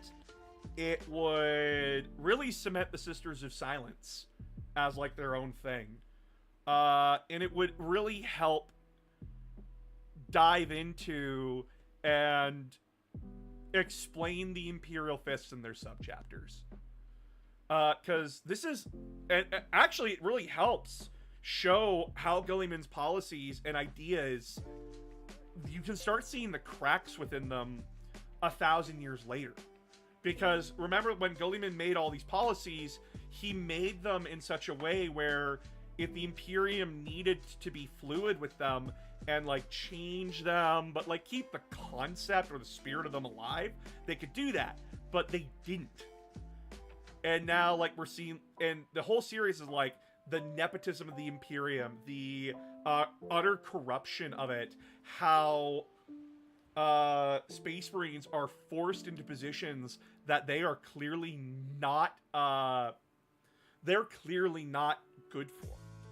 Space Marines are not politicians. They're psychotic murderers. But Slaughter, who is a squad sergeant, not a captain, not a chaplain, not a chapter master, he is a squad sergeant. Thrown into the political realm of the Imperium, and he's lost at sea. He is completely fucked on the situation. and he activates the Last Wall Protocol. And when the Black Templars, the Crimson Fists, the Fist Exemplar, the Soul Drinkers, and all these different Imperial Fist subchapters come to Terra's aid on Corlin's request, they get there and they go like, where the fuck is the Imperial Fist chapter master? Where are the company captains? Where is everybody? And all they see is Corlin, and he goes, help! They're utterly stunned and befuddled. Because they're like, oh my god. The founding chapter. The founding father of our legacy is gone. And all that's left is a squad sergeant. What the fuck do we do? And you see, like, how each and every one of these chapter masters respond to what's going on. The High Marshal doesn't give two flying shits about Corlin. He doesn't care. He's just like, well, fuck, you're useless. Me and my Black Templars will go do our thing. Fuck yourself. The Fist Exemplars chapter master tries to take Corlin under his wing, and it's like, yeah, so, like, this is what you'll need to do, this is how you're gonna do it, that kind of thing. The Crimson Fists are trying to be supportive, but, like, they always have to, like, keep a side eye towards, like, their home planet, because, like, they need to protect their shit. Like, everybody has something going on, and Slaughter's just trying to keep it all together, and he can't. And then, like, Slaughter and all these guys are also dealing with the Imperial government. They're dealing with the High Lords of Terra. Like, after they like, destroy the Orc Attack Moon in, like, the second or third book, I don't remember which one, the Lord Gulliman, the Lord Gulliman comes up, and it's not like Robute Gulliman. Gulliman's been in stasis for, like, a long time at this point. It's someone that took on the role of Gulliman. So, like, they made, like, an honorary name, and, like, this guy leads the Imperium. He shows up.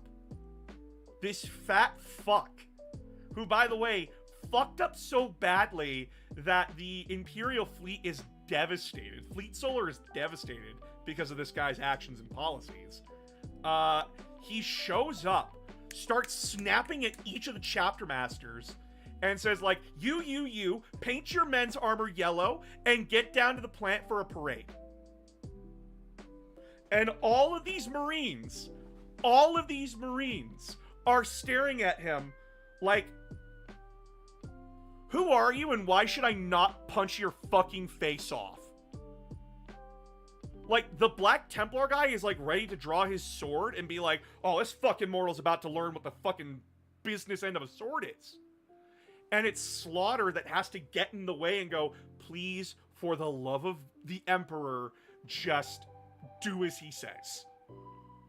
I know he's a dickhead, but for the love of God, just do as he says. And all of these Marines, they're so offended that, like, because remember, this is 1,000 years later. These guys have not been Imperial Fists. They've been successors of the Imperial Fists. They have their own identities, cultures, color schemes, everything. They have their own belief systems. Now they're being told, put on the yellow and black? Are you fucking kidding me? And the only reason they do is because Slaughter is begging them to, and the Fist Exemplar chapter master vouches. He's like, guys, clearly the situation is so fucked that we do need to do this. So I won't dishonor the Crimson Fists and the Black Templars. My Fist Exemplars will do this. I'll send 100 of my den down, and we'll go from there.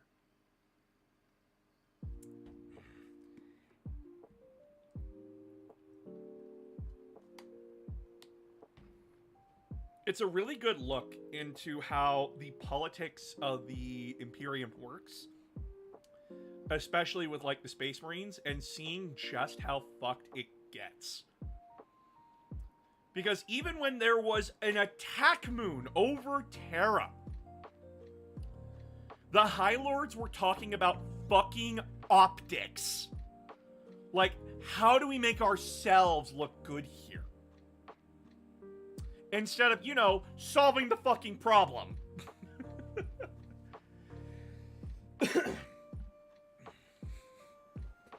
Doesn't the Fist Exemplar Chapter Master end up becoming the new Imperial Fist Chapter Master? Yeah, no, the biggest twist of the War of the Beast series is that Slaughter dies. He dies unceremoniously. He's just beheaded at one point. And everyone's like, it just happens. It's so out of left field. Like, it's war. It just happened. And with Slaughter's death, the last of the Imperial Fists are gone. The original Legion is gone. And the Fist Exemplar Chapter Master takes up the mantle and rebrands the Fist Exemplars as the Imperial Fists. Because we need them. Like, the Imperium needs them. But they'll never be the first Sons of Dorn. They'll never be that again. And that's the fucked up thing. And what's worse is that a lot of the Imperial Fist traditions were lost. Because the Imperial Fists, they were so different culturally 1,000 years later from the Horus Heresy, they are unrecognizable. And like, that tragedy is not lost on the Fist Exemplar's Chapter Master. It's horrible. And he still has to deal with the background of the political fallout of the consequences of this, and he fucking hates it. He is genuinely like, holy fuck, how Slaughter hasn't murdered any of you showed like the absolute restraint this fucking squad sergeant had. What the fuck?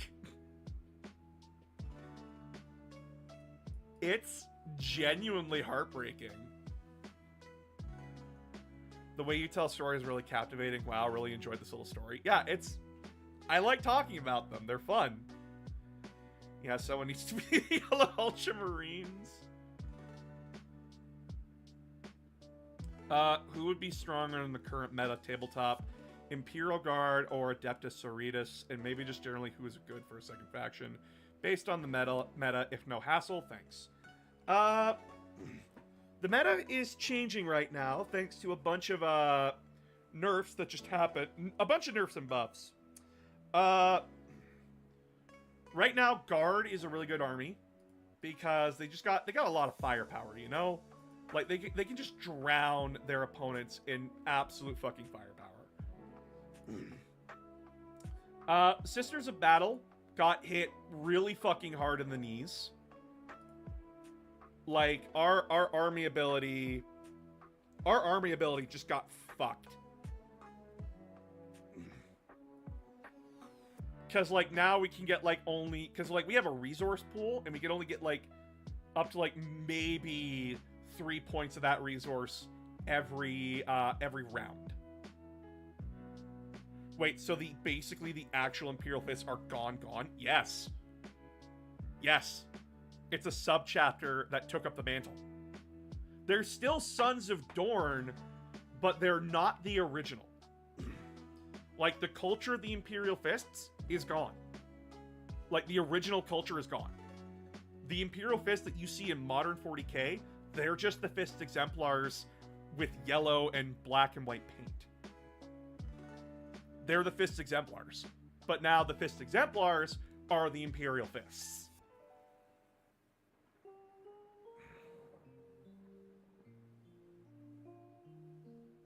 And that's the ultimate tragedy of the situation. They can, like, it's the greatest tragedy of the Sons of Dorn. Like, any of the Sons of Dorn chapters. because they have to live with the fact that their founding legion is gone. Whereas, like, the Ultramarines, the White Scars, the Raven Guard, the Salamanders, the Space Wolves, all of them, they still have their original first founding legion. The only ones that don't are the Imperial Fists. Which sucks for them. It really does. And the Fist Exemplars are the Imperial Fists who best fit into Guilliman's new chapter system and believed in it. Exactly. The Imperial Fists were grumblers about it. They did not like Guilliman's stance. The only reason they accepted it was because they were forced to. And after that, what are you supposed to do? And then remember how Slaughter was treated. He wasn't, after, like, he and that other survivor were found by the Adeptus Mechanicus, did the Adeptus Mechanicus help them? Did the Adeptus Mechanicus offer to help rebuild their chapter? No! They were kidnapped and experimented upon! Today I learned the OG Imperial Fists are gone. Yep. It's one of those really, like, deeper details of 40K that I never got into. Because, like, to newcomers, who are the Imperial Fists and why the fuck should I care? And, like, that's part of, like, why I haven't talked about it until now. But yeah, like, if you're an Imperial Fist player, unless you're playing Horus Heresy, you are not playing the original Imperial Fists anymore. Note, this was another retcon.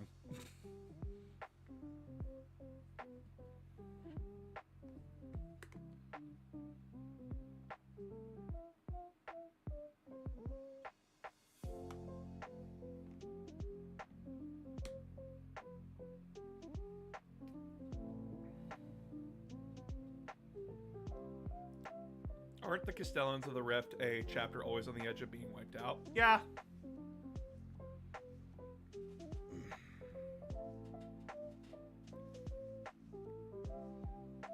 Pretty much.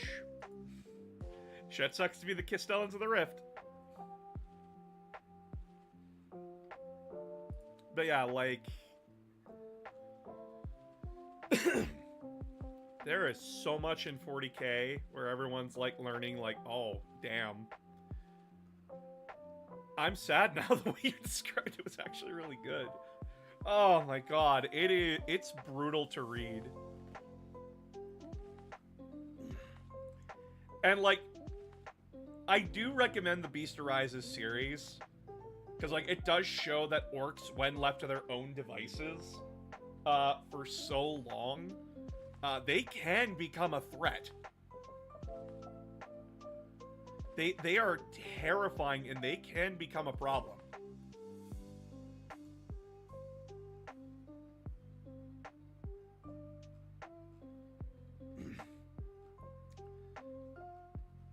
Like, the orcs in 40K, they are constantly underestimated. Constantly.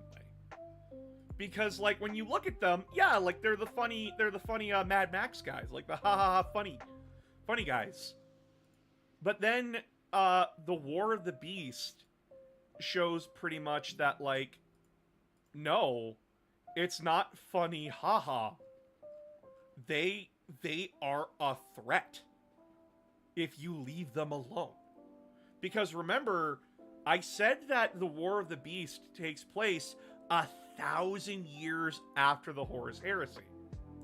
What was the Imperium doing between the end of the Heresy and the start of the War of the Beast? They were rebuilding. They were rebuilding their empire. Because Horus, in 14 years, did that much damage. And by the start of the War of the Beast, the Imperium is about, like, a quarter back to what it was before Horus had his temper tantrum. And then they're hit with that. Because they left the orcs alone. Because, the orcs aren't a threat. We've beaten them back. But how do orcs work?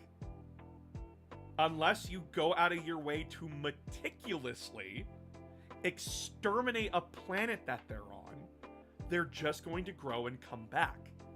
And since the Imperium was busy with itself for 1,000 years,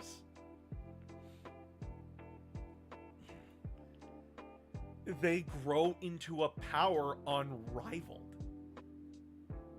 The Imperium didn't know about it because, oh, they're orcs, who cares? Like, we'll send in like a company of space marines, they'll go and wipe out a small wall here and there, and we'll go from there. But since the Imperium was too busy to even do that, the orcs just, they got too big. And then as soon as the orcs were ready, they launched their attack on the galaxy.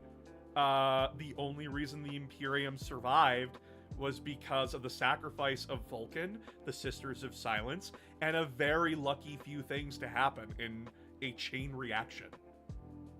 That's the only reason they survived.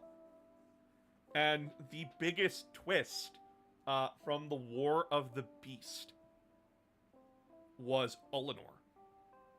For those that don't know, Ullanor was the planet where the Emperor crowned Horus as War Master after defeating the biggest orc empire the Imperium had ever seen during the Great Crusade.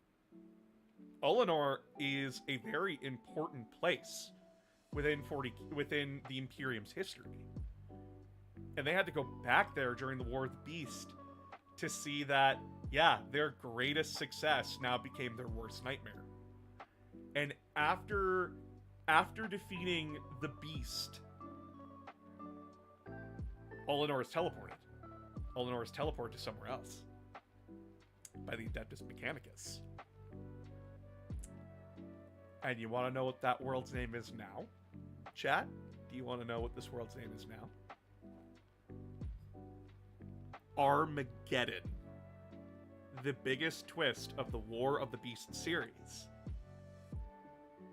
is that Armageddon, the world where Angron would try to take it over, the world where Ghazghul tried twice to take it over, the world that was so famous for Ghazghul Mag Uruk Thraka and Commissar Yarrick, was Ullanor the entire time.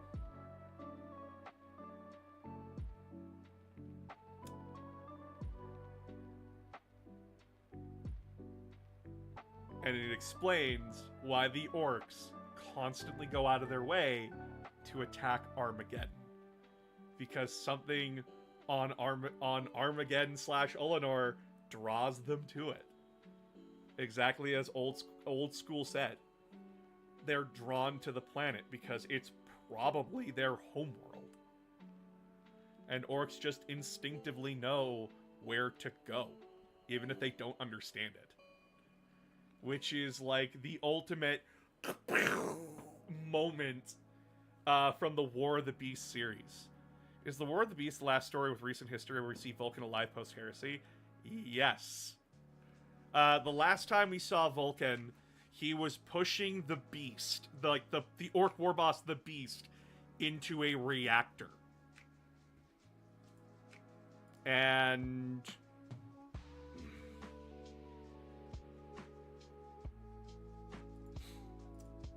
it's it's kind of this is like the main complaint of the War of the Beast series is that it kind of goes off the fucking rails because it's just like, oh, they keep escalating the conflict when they really don't need to. Because Vulcan pushes this guy into a reactor with him. And, like, we now just lost Vulcan. We don't know if he's alive or not. It's not made clear if he's still a Perpetual or And the problem was that this was written at the same time that, like... When was the Beast Arises series?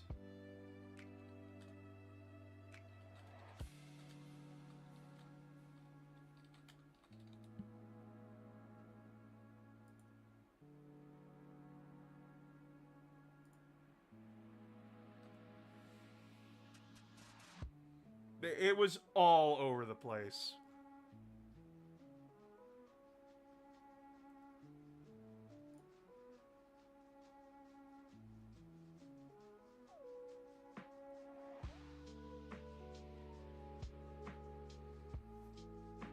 I Am Slaughtered by Dan Abnett, released ending in 2016 with The Beheading. Wait a couple of years and GW will release the wait a couple of years and they'll release the Vulcan model. Just wait a couple of years and they'll poke him with a fork and he'll come back. And Hoodguard will be very happy that day comes.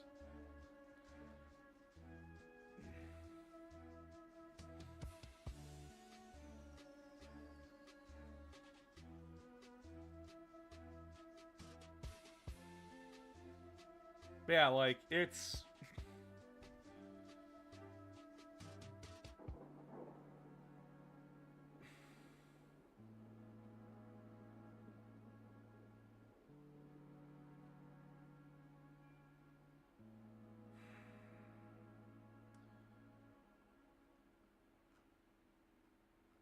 This also would lead into a lot of other events within Warhammer that have not been expanded upon too much.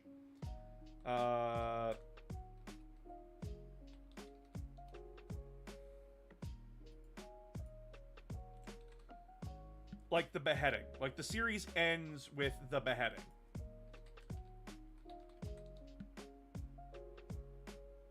Because one of the major characters in the book is called Draken Van Gorik. And this guy was a major player within that book series. But here's the thing. It's the same character who in M32 would be killed by the 5th Exemplar Chapter Master. So the final book in the War of the Beast series is explaining that. And it is brutal.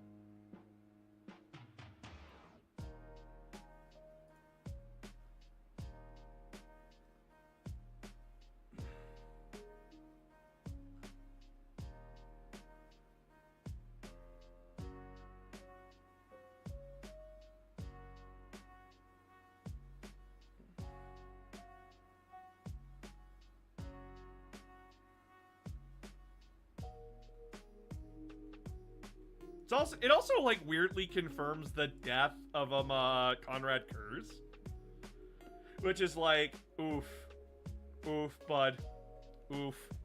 Not only did the series have to like hit the Imperial fists really hard in the gut, it had to get like an elbow into the Night Lords as well.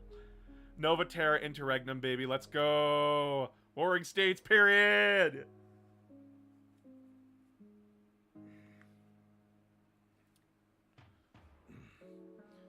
But yeah, like, essentially, the beheading in 40k is Van Gorik. He was the master of the assassins.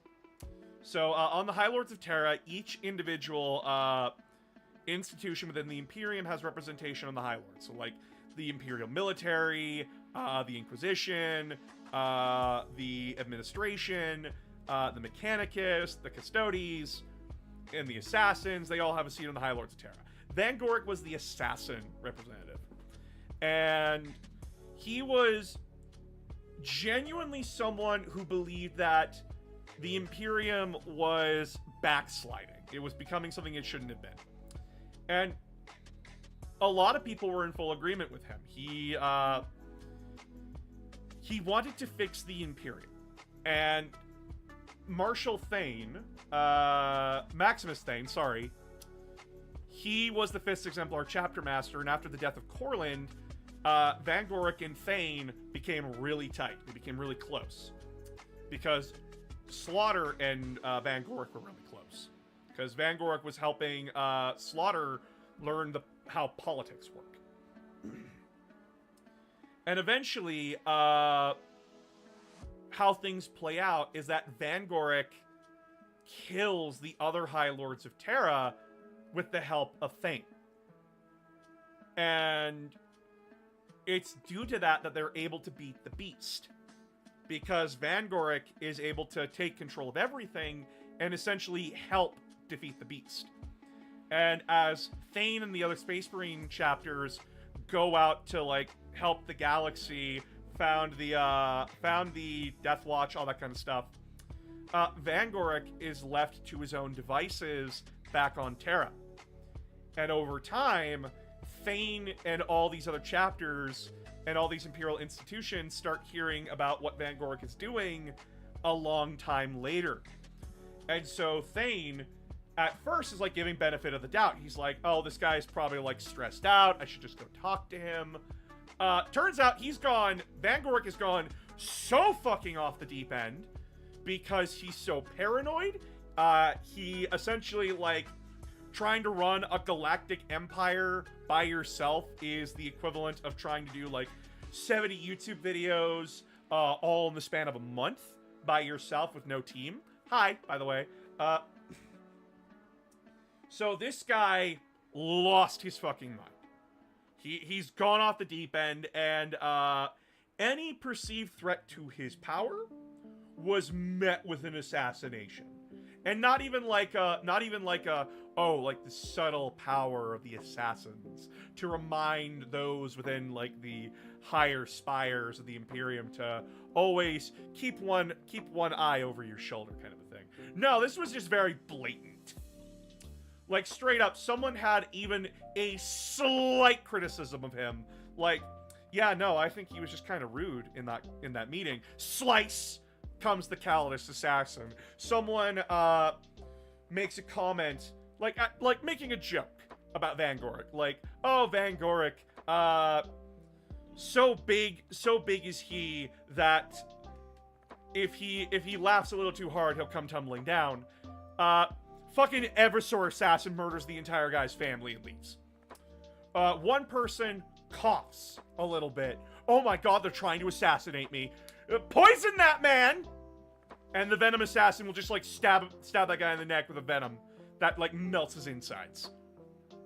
So, all these Space Marine chapters come back, and Maximus Thane, now Chapter Master of the Imperial Fists, comes back, and he's just like, oh no, I gotta deal with this. I gotta fucking deal with this. So, they chase after him, because he runs all the way back,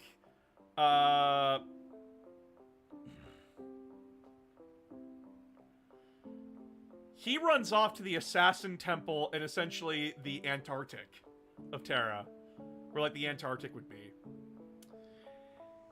And Van Gorick brings, like, 400 Imperial Fists.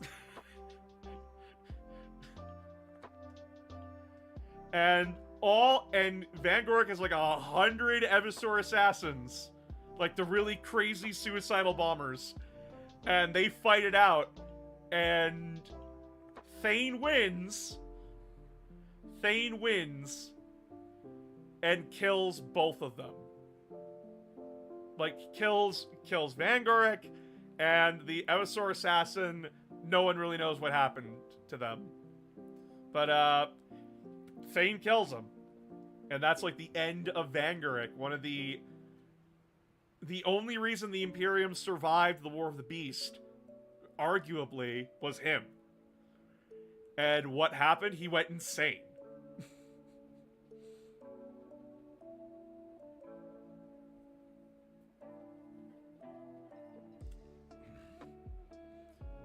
It's one of those moments in 40K where the beheading was like a small little paragraph, and then they expanded it into a book, and you're just like, wow.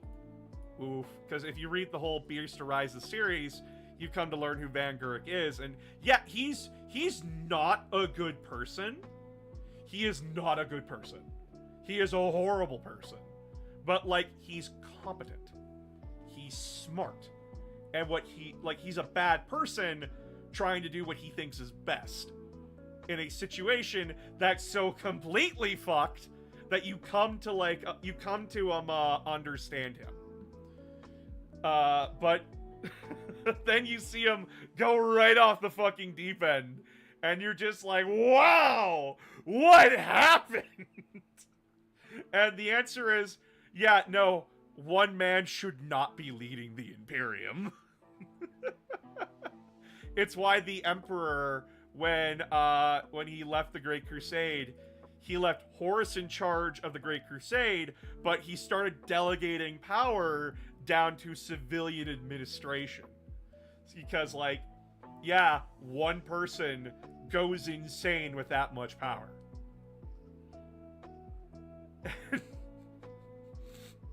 Because, like, he had to kill a lot of people to get there. So what happens when you're at the top? Well, obviously someone's aiming to knock you the fuck down, right? Obviously. So, like...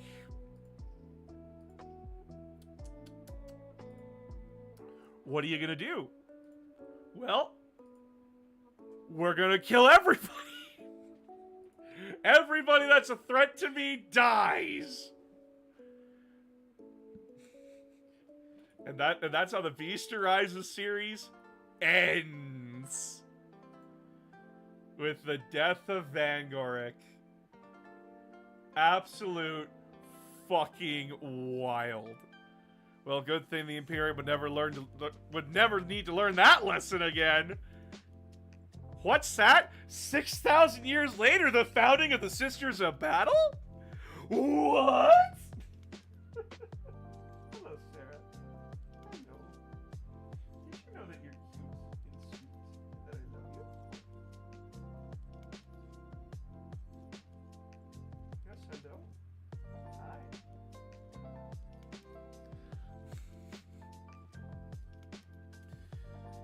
But yeah, shit.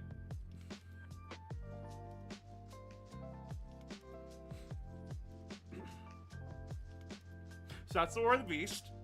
That's the beheading.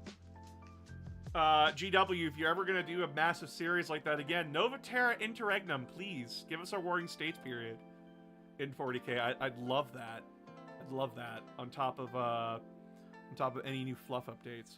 Wait, I just thought about it. Lorgar actually got his wish of the Emperor being worshipped as a god by humanity after all. Yeah, he did, and he hates it. Because this only happened after everything that happened. Trust me, it's one of those, it's one of those things in 40k where Cor Pharaon and Erebus laugh at him about it. But seriously, Age of Apostasy series when? Seriously, right?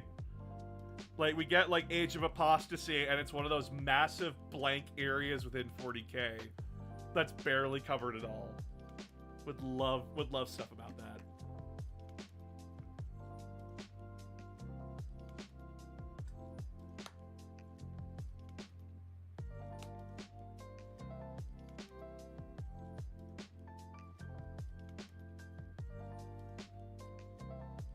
Alright, but yeah, so that's the end of stream. Because I need to figure out dinner. So, to all those on TikTok, please go subscribe to the YouTube. Remember that TikTok is being banned next month.